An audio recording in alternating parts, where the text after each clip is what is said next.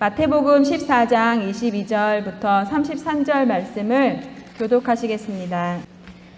예수께서 즉시 제자들을 재촉하사 자기가 무리를 보내는 동안에 배를 타고 앞서 건너편으로 가게 하시고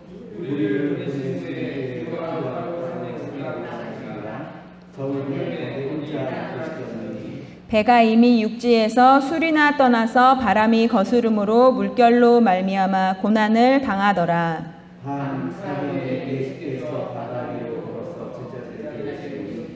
제자들이 그가 바다 위로 걸어오심을 보고 놀라 유령이라 하며 무서워하여 소리 지르거늘 예수께서 즉시 이르시되 안심하라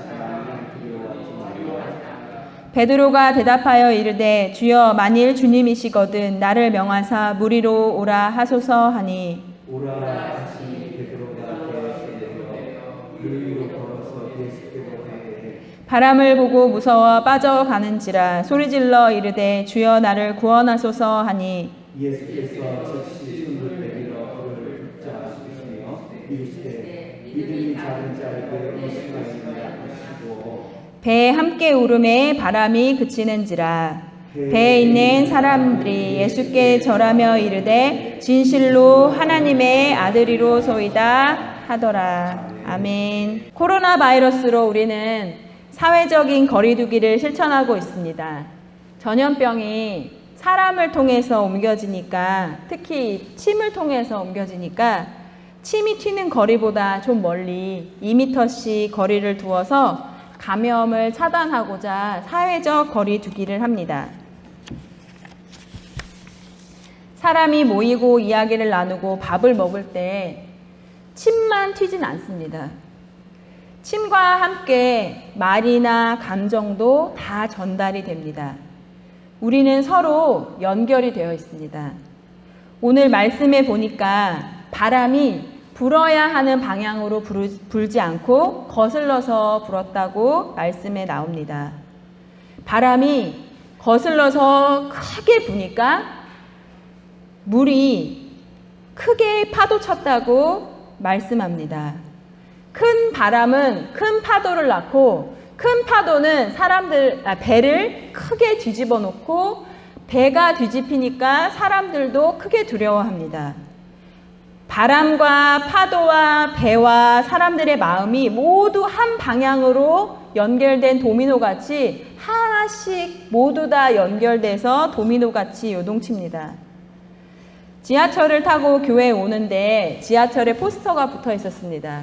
그 포스터에는 도미노가 막 쓰러지는데 한 사람이 이렇게 빠져서 거리두기를 하니까 도미노가 오다가 딱 거기서 멈추고 그 뒷사람들은 그 뒷 도미노들은 세워져 있는 포스터를 보았습니다.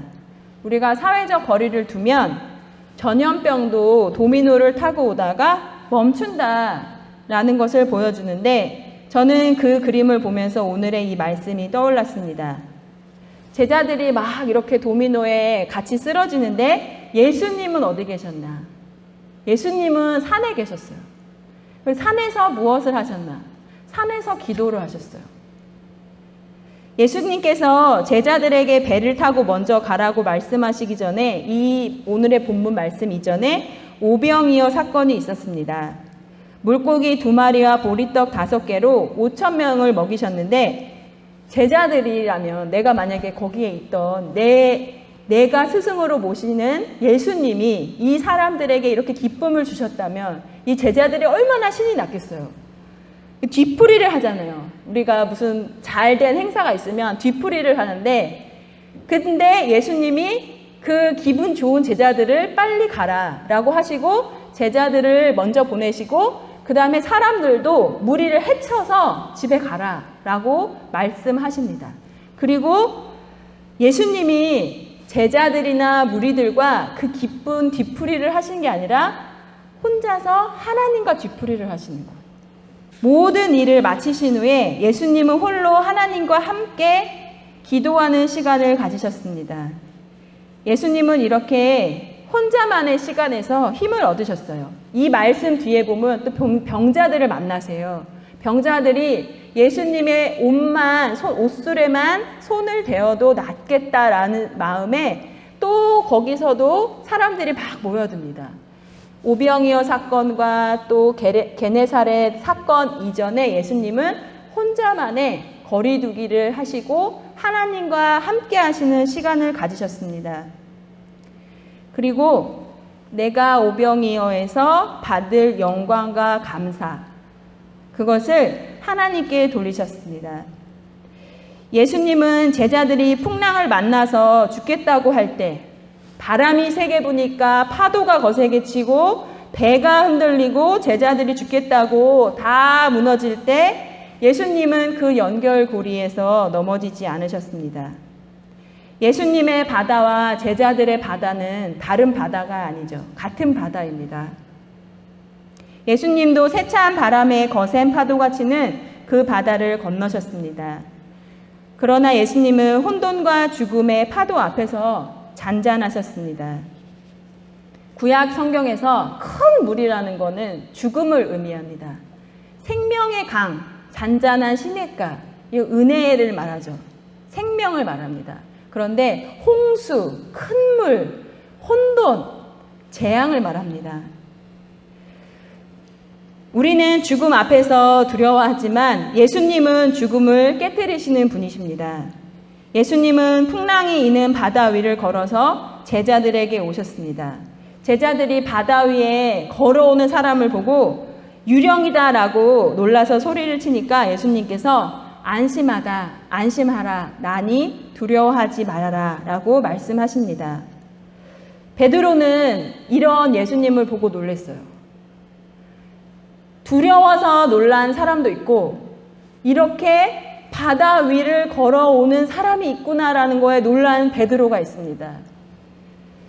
그리고 예수님의 제자라면 예수님처럼 따라서 하는 게 제자가 하는 일이잖아요.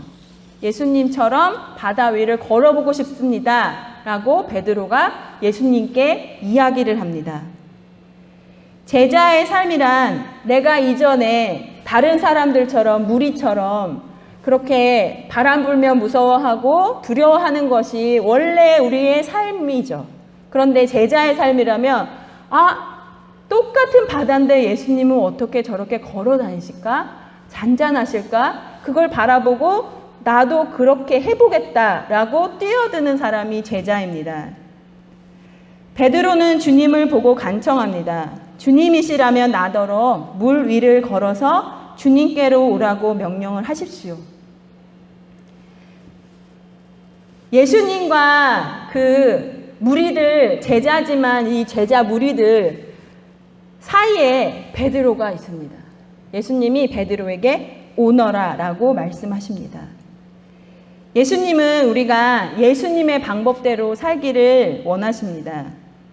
예수님의 세계는 이 어려움과 시련의 도미노에 넘어가는 그런 세계가 아니고 시련의 도미노를 징검다리 삼아서 걸어가는 삶이 예수님의 세계입니다.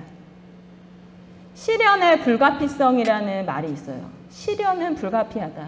내가 코로나를 만나고 싶어서 만난 게 아니고 내 부모님이 일찍 돌아가시고 싶어서 일찍 돌아가신 게 아니고 내가 당하는 시련이 꼭 내가 계획하거나 내가 피한다고 해서 피해지거나 계획한다고 해서 만나는 게 아니라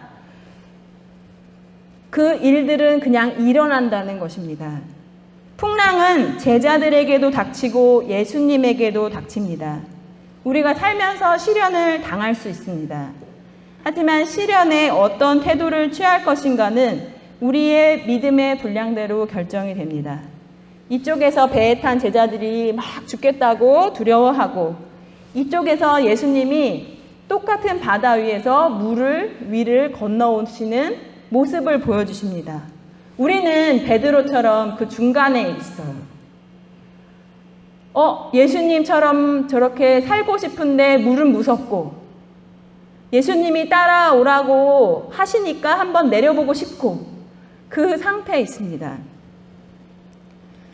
베드로는 용감하게 제자의 삶을 택했습니다. 베드로는 물 위를 걸었는데 예수님처럼은 안 돼요. 빠져요. 가다가 풍랑을 바라보았고 두려운 마음이 그를 덮쳤습니다.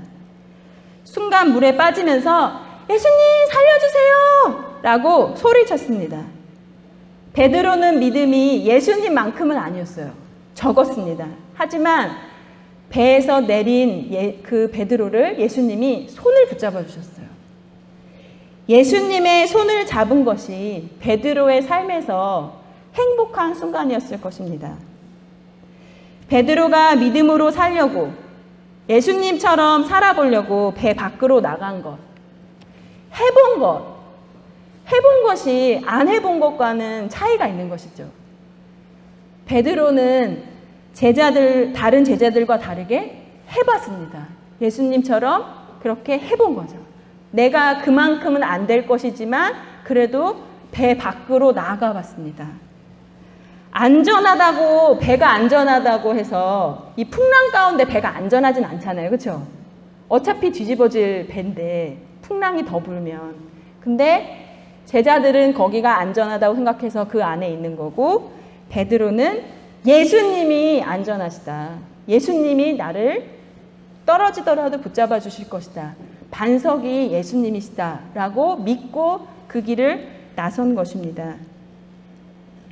베드로는 주님이라는 반석의 안전함을 선택했습니다. 그리고 부족했지만 믿음으로 모험을 시도할 때 다른 사람은 경험하지 못하는 걸 경험했어요. 막 다른 사람들은 예수님을 자기가 만지려고 했잖아요. 근데 베드로는 어떻게 했죠? 예수님이 손을 잡아주신 거예요. 예수님이 베드로의 손을 잡아주셨습니다. 예수님과 베드로가 배에 오르자 그 물이 잔잔해졌습니다. 사람들은 모두 놀라서 주님은 하나님의 아들이십니다 라고 고백을 합니다. 예수님은 하나님의 아들이십니다. 그런데 성경에서 하나님의 아들이 예수님만은 아니죠. 예수님께서 예수님을 믿는 자들에게는 하나님의 자녀가 되는 권세를 주셨다고 하셨습니다.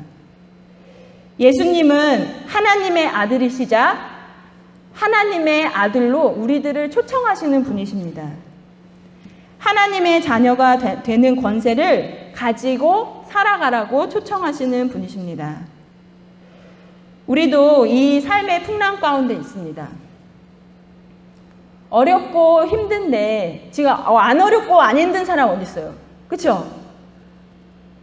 지금 다 똑같이 어렵고 힘들죠. 누구는 안 힘들다, 누구는 나는 안전하다, 이런 사람은 한 명도 없습니다. 어렵고 힘든 시국에 내가 이 도미노를 계속 쓰러뜨리는 한몫을 할 것인가, 아니면 내가 이 쓰러져가는 고리를, 내가 사회적 거리를 둬서 내가 끊고 예수님처럼 그렇게 살아갈 것인가 하는 것이 우리의 선택의 몫입니다. 코로나는 이 바람과 같아요. 그래서 코로나는 몰고 오는 일들이 있습니다. 감정도 몰고 오고 사업, 건강, 다 어려움을 한 번에 다 몰고 옵니다. 우리가 거리를 두어야 할 것은 이 코로나가 일으키는 거친 바람들입니다. 그리고 우리가 잡아야 할 것은 예수님의 손입니다. 우리가 잡을 것은 예수님의 손입니다. 예수님께서 홀로 산에서 기도하시면서 하나님의 손을 잡으신 거잖아요. 하나님의 손을 잡으셨듯이 우리가 코로나에는 거리를 두고 더 믿음의 삶에는 가까워져서 예수님과 더 가까운 그런 삶을 살기를 바랍니다. 자, 제가 다시 한번 여쭤보겠습니다. 우리가 거리를 둬야 될 것은 코로나, 잡아야 할 것은 예수님의 손. 자, 시험 보겠습니다. 우리가 거리를 둬야 할 것은 코로나, 잡아야 할 것은 예수님의 손. 인생에는 어려움과 고난이 늘 있습니다.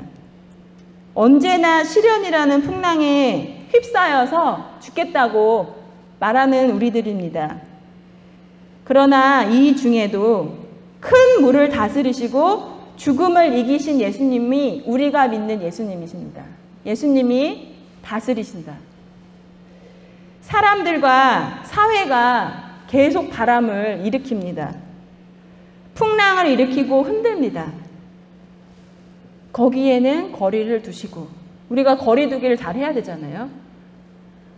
근데 예수님에게는 더 가깝게, 예수님의 손은 꼭 잡아야 우리가 안전하다. 반대로 하시면 안 되죠. 코로나는 막 쓰러지면서 예수님한테는 멀어진다. 이게 아니라 코로나는 거리를 두고 예수님은 손을 잡는다. 오늘 이 말씀을 꼭 기억하시고 코로나의 거리두기, 예수님과 손잡기, 이러한 삶을 살아가시는 우리가 되기를 기도합니다. 기도하겠습니다.